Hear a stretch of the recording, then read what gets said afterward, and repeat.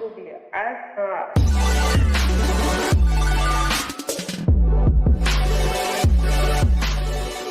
In today's video, what I want to talk about is battery life, and I'm not talking the type of battery life where you're trying to get the most out of your battery in a single day on a single charge.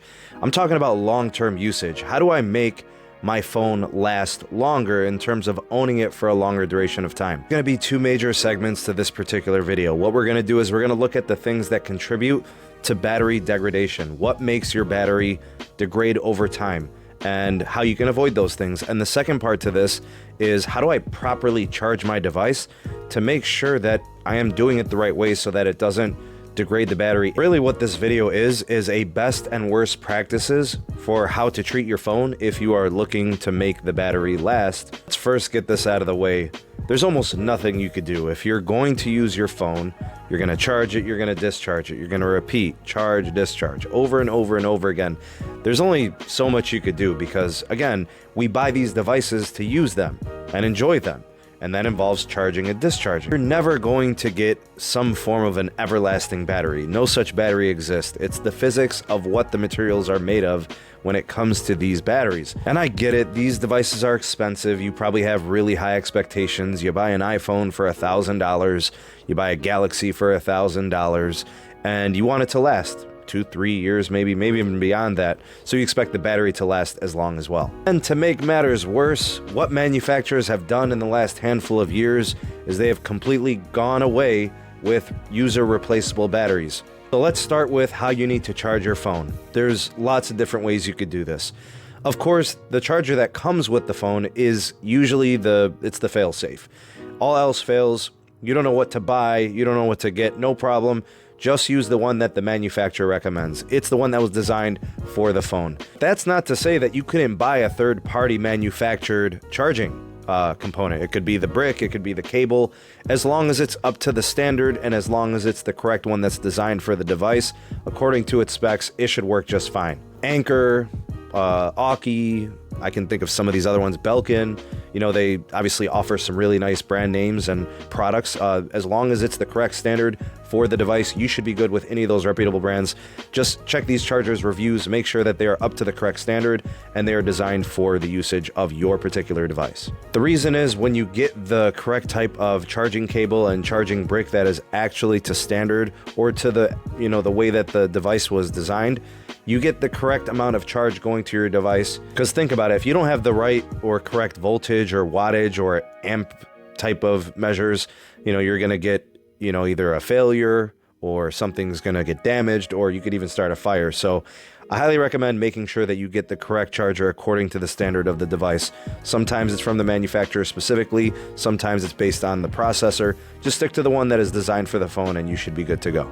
The first thing to never do is don't charge your phone over 80% if you don't have to.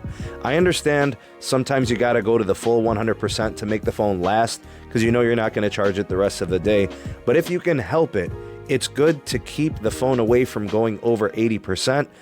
That 80% to 100% is one of the most difficult and stressful times on a battery. You want to avoid that. Think about it, it's not really hard to do that. You just put it on the charger for a short duration of time while you can actually kind of monitor it. So maybe that means while you're sitting at your desk at work or you're just sitting at home, if your battery's down to 50%, just put it on the charger for 20 minutes or put it on the charger for 30 minutes. Get it up to 80%. It's okay if it goes up to 81 or 82, but try not to let it go too high and try not to do that too frequently. Don't charge overnight. Don't just set it on a charger, as you're about to go to bed, you leave it. Maybe it's already at like 40%. You put it on the charger. It probably only needs like a 20 or 30 minute charge.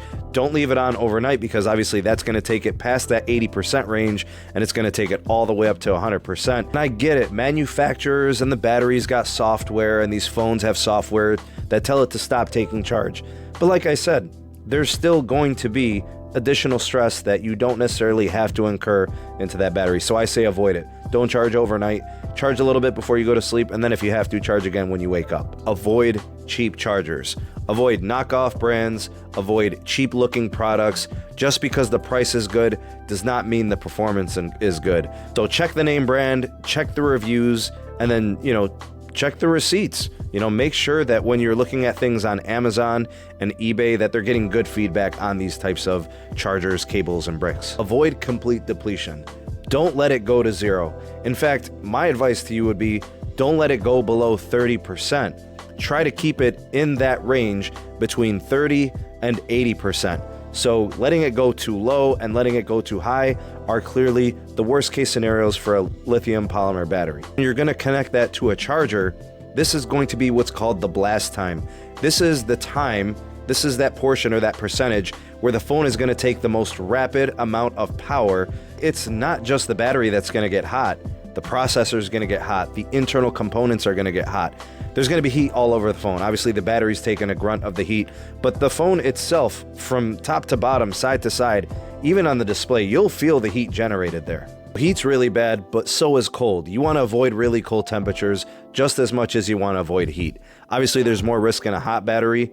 An explosion is possible. You definitely want to avoid that, but cold can be really bad for batteries too. So avoid extreme cold. Don't leave it in the car in the wintertime, without any type of temperature control.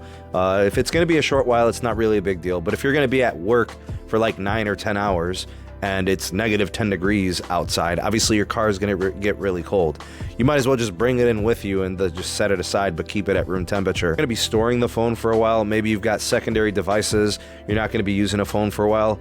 Make sure that you've got it stored away in a safe place that doesn't get too hot or doesn't get too cold.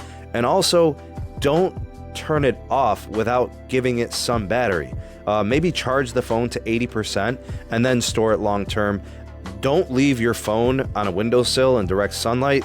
Don't leave it on your dashboard of your car. Don't put it on the heater, the vent in a car. Try to even avoid putting a hot phone near an air conditioner vent, because obviously that could lead to condensation, internal components. Obviously we like to know that our phones are waterproof, but if yours isn't, maybe it doesn't have any type of nano coating or water repellent, these are things that you definitely want to avoid. Inductive charging or wireless charging, it's really convenient. It's really nice to have it, but I'm not really a big fan of it. The problem with wireless charging is it's not very efficient. And because it's not very efficient, it doesn't charge your phone very fast, at least not as fast as the wired or the cable counterpart. And that also produces a lot of wasted heat, a lot of wasted energy. So because the power transfer is not efficient and because it produces a lot of heat, I can't really recommend it, at least not for any extended periods of time. Definitely take off your case when you're charging your phone, if you can help it. If you can't, you got to leave the case on, so be it. But I definitely recommend it, have like a huge, ginormous, heat absorbing case. Let that sucker breathe, especially in those early parts of those charging phases. You can always make sure that there's no apps kind of running rogue. You don't have a lot of background processes going on, so that way it doesn't discharge your battery unnecessarily. If you can shut down apps that normally are running in the background, that helps a lot. It really just depends on the phone. Some phones are more intelligent than others when it comes to this, but try to avoid charging while discharging. So you've got your phone on the charger, but you want to use it simultaneously. Some phones are really good about that. They'll actually slow how fast the phone is charging, which is good because it produces less heat. But some phones will charge just as rapid while you're using them, which again produces more heat, and heat is the enemy of batteries. Sometimes people ask me about battery charging cases. I'm actually okay with them, as long as you're managing it.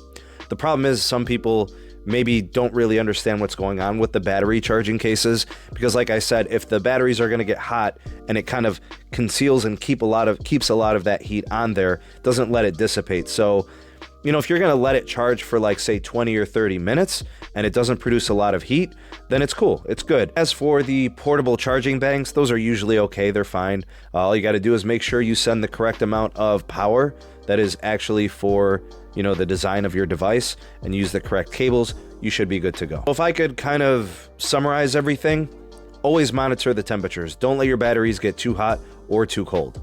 Try to maintain somewhere between 30 and 80%. Don't let it go below 30%. Don't let it go above 80%. Don't do that frequently. Occasionally you may have to do it. Always make sure that you use compatible charging bricks and cables. Make sure the equipment is good. Make sure the brand names are reputable and you're using high quality stuff. It's okay to use wireless charging, but do it sparingly. Don't do it for extended periods of time, and try to reduce how frequently you use it. Making sure your display brightness isn't all the way up. Maybe you could turn it down 20, 30, 40, or even 50%. Watch the processor. Make sure that, there aren't free rogue apps that are just kind of like randomly running like crazy, draining or taxing the processor and draining the battery. And then also think about some of the applications of like screen on time. How do I reduce how long the screen is on? Low power modes are cool if you want to try those. They usually, what they end up doing is they turn the screen brightness down and then they try to reduce how high the processor is running. I want to provide some anecdotal evidence of this working for me. I've been utilizing these practices for several years. I have an iPhone 7 that I just did a battery replacement on, and it was about 4 years old. I hope you found this video helpful. A lot of the things that you could do in this video are really easy. Some of them are more involved, but like I said, stick to some of these kind of rules of thumb when it comes to batteries, and I think you'll get some added life out of, your smartphone batteries. If you found this video helpful, do me a favor, hit that like button and share it to your favorite social medias. You never know, you may find somebody who could think that this is a very helpful video, so maybe do them the favor, share this for me. That would be great. You'd be helping the channel out considerably. Check out some of the links that are in the description box. There's all types of goodies in there. We've got the podcast links. The SMT Wireless Report is now on 6 different podcast platforms. Check out the links there and you could see where they're at. Maybe they're on your favorite podcast app.